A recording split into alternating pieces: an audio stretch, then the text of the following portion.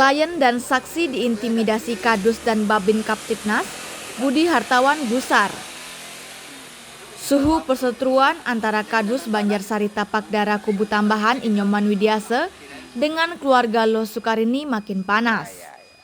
Ironisnya, Kadus Banjarsari Tapakdara Kubu Tambahan Inyoman Widiase dan Oknum Babin Kaptipnas Desa Kubu Tambahan malah melakukan dugaan tindakan intimidasi dan pengancaman kepada keluarga Loh Sukarini dan para saksi. Budi Hartawan, kuasa hukum Loh Sukarini pun gusar dan berencana akan membawa tindakan kedua pelaku ini ke jalur hukum. Baik, kalau saya lihat dari perjalanan proses terindikasi adanya pencoretan, itu berawal dari adanya proses, juga masih dalam proses lidik di kepolisian terhadap laporan klien kami, adanya pemalsuan tanda tangan yang dilakukan oleh seorang Kadus itu sendiri. Nah, itu sedang berproses di kepolisian Polres Buleleng. Nah, sambil menunggu pengumpulan bukti-bukti yang otentik terhadap perkara pidana itu yang dia sudah melakukan, ternyata dibenarkan dan dikuatkan keterangan pelapor kepada terlapor itu mereka membuat surat pernyataan.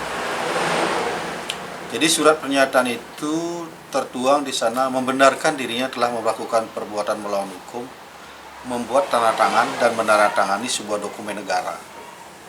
Nah, karena kepala Kadus itu ada klien dusun adalah salah satu dari satuan SKPD yang ada di wilayah hukum pemerintahan Kabupaten Buleleng yang terbawah. Nah, karena kesatuan SKPD pemerintahan Kabupaten Buleleng itu sudah melakukan perbuatan melawan hukum, ini perlu dicatat.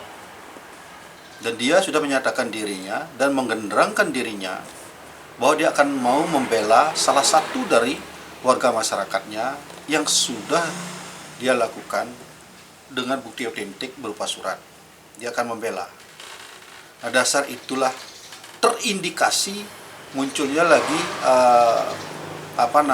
perbuatan melawan hukum, mencoret atau membuat perasaan tidak menyenangkan dalam sebuah rumah atau tembok rumah itu sendiri, sehingga ada keterkaitan itu, ada kesenyawaan terhadap proses hukum yang dia lakukan tentang penandatanganan bersesuaian dengan apa yang dia lakukan terus di wilayah hukum Polres Buleleng, khususnya di wilayah Kubu Tambahan, Polsek Kubu Tambahan. Dan ini sudah kita laporkan gitu. Nah, kemudian terjadinya lagi intimidasi atau teror. Ini kan sudah lagi membuat dirinya itu melakukan perbuatan melawan hukum, menteror seseorang, menjustis seseorang tanpa, khususnya ini, tanpa seizin dari atasannya. Contoh, Kadus itu tidak diizinkan oleh Pak Unkel untuk memberikan intimidasi atau menginterogasi para saksi yang sudah menjadi saksi di proses lidik dan maupun penyelidikan ini. Nah, kemudian seorang Babin, apa kewenangan dia ada memanggil tanpa seizin pimpinan terkait kasus yang sudah ditangani oleh pihak kepolisian? Ini sudah melanggar kode etik sebagai seorang Babin. Nah, ini tidak diam di sini. Kami selaku kuasanya akan melaporkan ke Propam Bali, ke Propam Polda Bali dan Irwasda Polda Bali. Seizin Kapolres, minggu ini kami akan bersurat resmi. Karena ini sudah melanggar. Sehingga warga masyarakat tidak perlu ditakut-takuti lagi seperti apa yang dilakukan oleh Babin itu sendiri. Kenapa? Sebagai aparatur penegak hukum, kasus ini sudah diserahkan kepada aparatur penegak hukum di wilayah kecamatan, di polsek. Kenapa seorang Babin menyuruh datang klien kami yang sebagai saksi, bahkan di tengah malam? Jadi sudah tidak sesuai dengan koridor hukum dan etika terhadap sebagai seorang pemimpin di wilayah yang ditugaskan oleh Polres Buleleng sebagai Babin di wilayah ini. Seharusnya dia melindungi dan menjaga teritorial ini agar tidak terjadi konflik berkepanjangan. Nah, ini sangat kami sesalkan. Terima kasih. Ada salah satu saksi yang terindikasi berubah karena indikasi ada pengaruh oleh atau dibawa tekanan oleh pihak tertentu. Bagaimana pendapatnya? Saksi kami kan sudah memberikan keterangan yang valid saat dimintai keterangan oleh pihak penyidik di wilayah Kubu Tambahan, wilayah hukum Polsek Kubu Tambahan. Nah, ketika ada intimidasi, telah terjadi perubahan yang sesungguhnya menjadi sebuah titipan atau pesanan yang harus disampaikan kembali. Nah, ini kan sudah melanggar kode etik. Itu yang pertama. Yang kedua, akan berakibat buruk kepada saksi itu sendiri memberikan kesaksian palsu dalam penyidikan, karena dia sudah disumpah. Pada saat dilidik atau dimintai keterangan, saudara dalam keadaan sehat, dapat diberikan keterangan yang benar, berdemi hukum dan lain sebagainya. Dan sekarang ada penekanan, kan berakibat buruk lagi kepada si saksi itu sendiri. Nah, oleh karena itu, tekanan-tekanan inilah adalah merupakan salah satu upaya untuk mendownkan mental seorang saksi itu, berakibat buruk juga bagi kadus itu sendiri. Jadi kalau saya lihat asas praduga saya, ya, kadus ini sudah terbukti dia melakukan perbuatan melawan hukum. Sekarang untuk membela dirinya, memproteksi dirinya dengan teori-teori, satu, asas praduga kami ada pelemparan rumah. Kedua, ada pencoretan yang dilakukan. Ketiga, sekarang ada intimidasi. Unsur-unsur ini sudah memenuhi persyaratan bahwa dia adalah selaku pelaku dari apa yang dia lakukan dalam proses penandatanganan dokumen yang tanda tangannya adalah tanda tangan yang palsu yang dibuat oleh mereka itu sendiri. Buktinya, salah satu saksi bernama Gede Ngetis Suparman membelot ke kubu Kadus Inyoman Widiase. Saat ditemui media ini, Suparman memberikan keterangan yang berbeda dengan keterangan di kepolisian.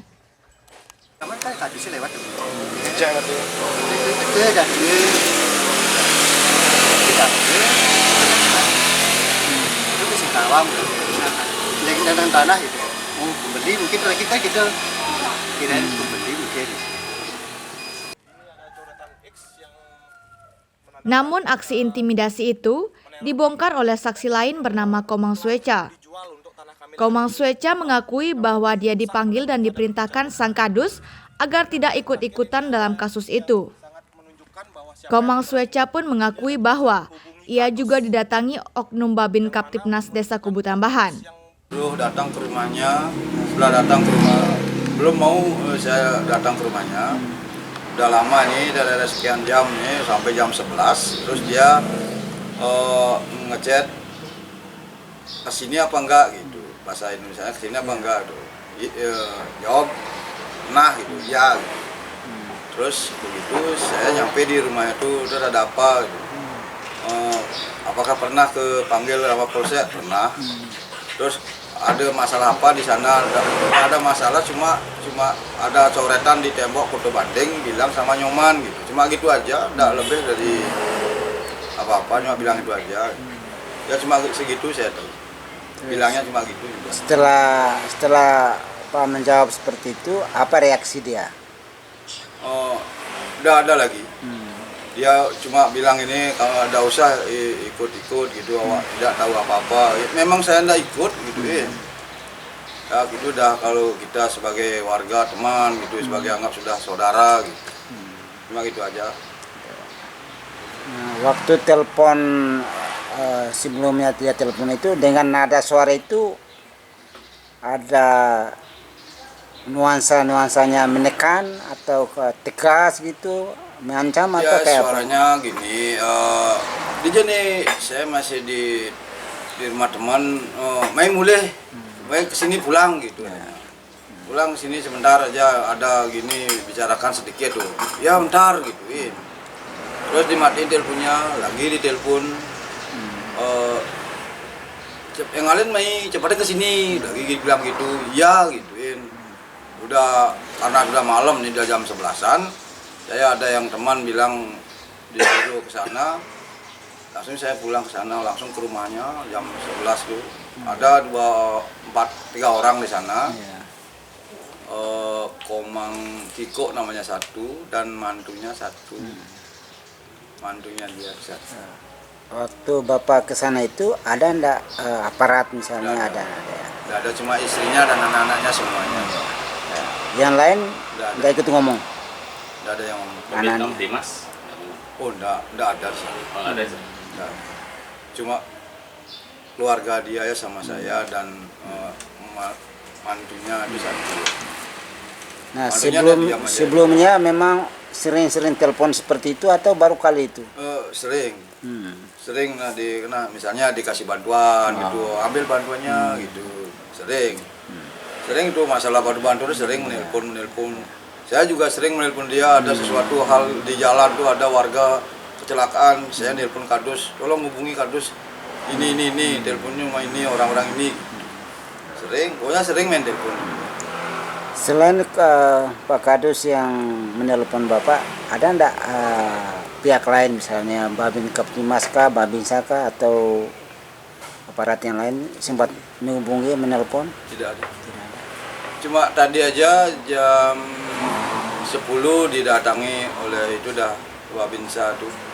Babinsa. Cuma dia minta keterangan apa itu, apakah benar itu dipanggil sudah benar. Cuma itu tidak ada lagi. Siapa nama Babinsa itu? Komang siapa namanya? Nama lengkapnya nggak tahu.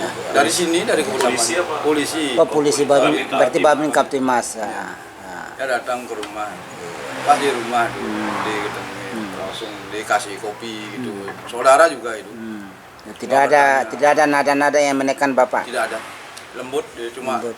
Ya sering juga ke sana, ndak pakaian dinas itu sering nggak mau nyari apa itu ayam tuh Banten itu sering. Tapi saat dia bertanya tentang kasus ini, tidak ada nada-nada yang menekan gitu. Tidak ada yang menekan. Dia bertanya itu berbelit-belit tidak ada. Dia cuma nanya gitu aja. Ada yang manggil saya sebagai Babinsa itu disuruh ke sini sama si A si B itu. Cuma dia mendatangi, oh iya terima kasih. Cuma itu aja.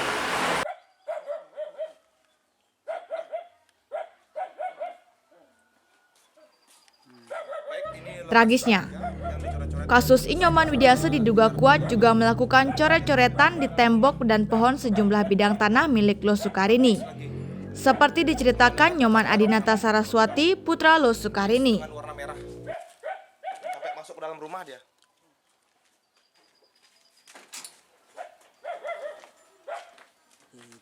Di dalam rumah apa ya? Cuma sampai sini. Ini aja. Sampai sini saja dia.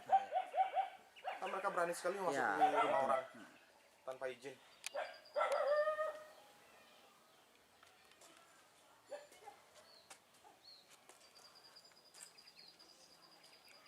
Waktu pencoretan ini Pak ada? Ada. Kebetulan dia tidak ada waktu itu, waktu kejadian. Kalau dia ada mungkin dia nggak berani masuk. Iya. Kebetulan rumah kosong, langsung dimasukin sama dia. Kita pembobolan dia namanya. Iya.